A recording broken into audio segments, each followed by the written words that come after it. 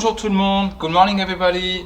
Today we talk about the history of France in just 10 dates. So let's start by 52 BC, when the Roman general Julius Caesar, the one responsible for the Julian calendar, but also of the month of July, conquered all Gaul, the ancient name of France and its inhabitants.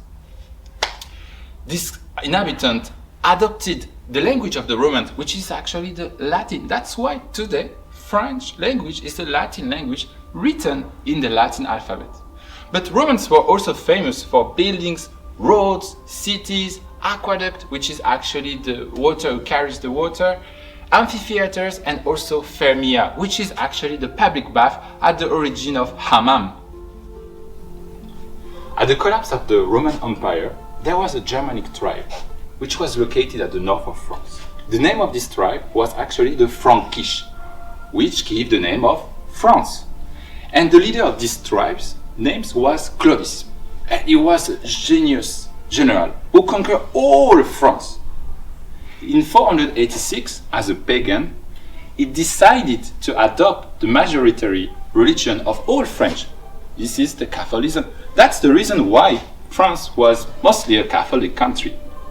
Moreover, his name, Clovis, is actually at the origin of the name Louis, which was the name of 20 French kings out of 50. In the Middle Age, in the 12th and 13th century, France was really rich. Due to a fertile soil, actually the land, and bring prosperity to the French agriculture.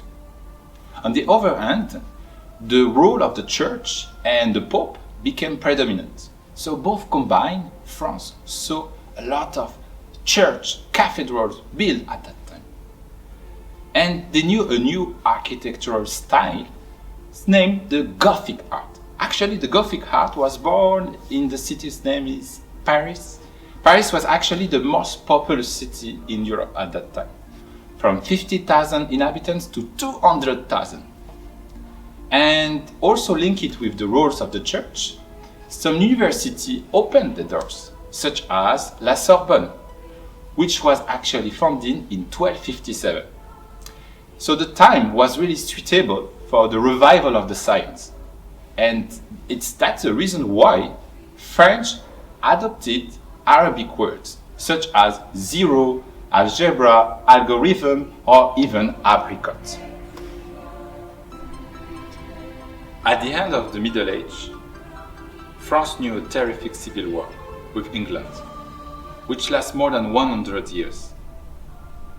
Among these events, a young, illiterate, poor lady, his name is Joan of Arc, or in French, Jeanne d'Arc, received some God's visions to expel the English army.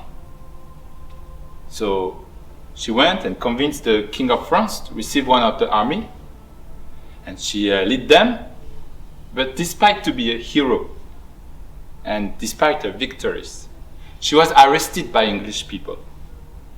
And she was burned alive at 19 years old. But thanks to her, France was freed, and the Pope himself declared her as a saint. After Middle Age, a new cultural revival born in Italy, whose name was Renaissance. But Italy was a divided territory, surrounded by ambitious neighbors, such as France. One of the French kings, François I or François I, brought back from Italy, after leading some wars, painters, inventors, sculptors, such as maybe you heard Leonardo da Vinci, or in French, Leonardo da Vinci. That's the reason why, since 1519, Mona Lisa, or La Joconde, has been displayed in France rather than Italy. He also built some castles, decided that French would be the official language, and sent explorers to Canada.